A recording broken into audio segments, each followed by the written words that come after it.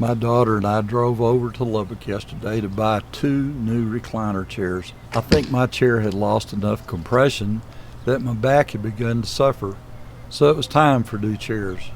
The chairs will be delivered on Friday the 13th. Whoopee! While talking to the sales associate, I realized he was the first person I had spoken to face-to-face in well over 8 months. We have stayed home and avoided people in order to avoid contact with people who have the you-know-what. We always wear our masks when we run in and out of the grocery store, CVS, and or Walmart, which trips we limit. It seemed odd to be talking with a person in public.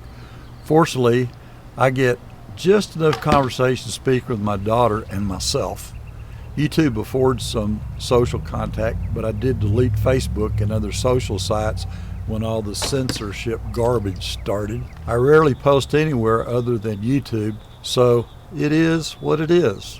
As for the stick in the arm, people are currently free to do as they please. Everyone will face the consequences of whatever decisions they make. The future does not bode well for anyone. I am fortunate to be towards the end of my life. It's my grandkids that I feel badly about. They're not going to have the choices that their parents, my kids, make. The grands will be stuck with choices made for them. Hey, don't be knocking on my door. Don't be calling me. Don't be approaching me. Don't do what dictating I must do or not do. I am intelligent enough to do my own research on the stuff we are bombarded with in the news daily. I can't even remember the last time I watched any news program on TV. I limit my news intake to trusted social sites. I could easily research any new information that is put forth. I can quickly find credible sources to study, and I can just as quickly eliminate fake news. The public in general believes most of what they see in the news and are too quick to trust government reports, which still amazes me. Fool me once, shame on you. Fool me twice, shame on me. Good grief, Charlie Brown. Is there any part of our daily lives that have not been changed by the leaders of our world?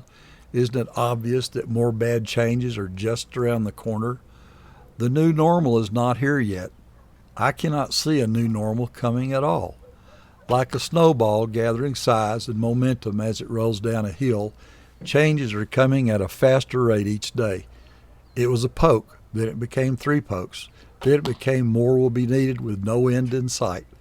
I think back to when I was about 15 years old and lying in the grass, reading my science fiction books about ant creatures that inhabited Mars, and I can still see the brilliantly blue skies, the white puffy clouds that look like various animals or cartoon characters.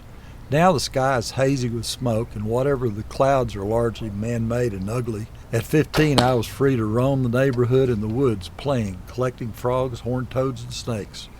I was free to ride my bike 5 miles or more, to go to the bookmobile or buy BBs for my Daisy Red Ryder. I was free to play baseball miles from my house as long as I got home in time for the family dinner. During those years, my biggest fear was my stepdad coming home at the end of the week and finding the yard had not been freshly mowed. As for lockdown, we didn't even lock our front door. I try to imagine what life would have been like if we had been required to wear masks all the time. My mind goes blank. Today, kids are slowly accepting life in masks. The younger ones are not going to know any better. The older ones will be forced to accept it. What can I do? What can we do? Today, I choose to stay within the confines of my property in Fling Arrows. I choose to avoid contact with uninformed people. People who think they are smarter than I am. People who think they are right and I am wrong. People who can bring harm to me and mine. My signs are up. They say private property, no trespassing. I only answer the phone to block the bots and tick off scammers when I'm really bored. Unless you are Amazon, FedEx, UPS, or USPS, don't even think about knocking on my door. Don't bug me and I won't bug you. I'm shooting with the Gao Ying Ming thumb ring from Vermil. It's notched so it doesn't turn on your thumb. It locks in there.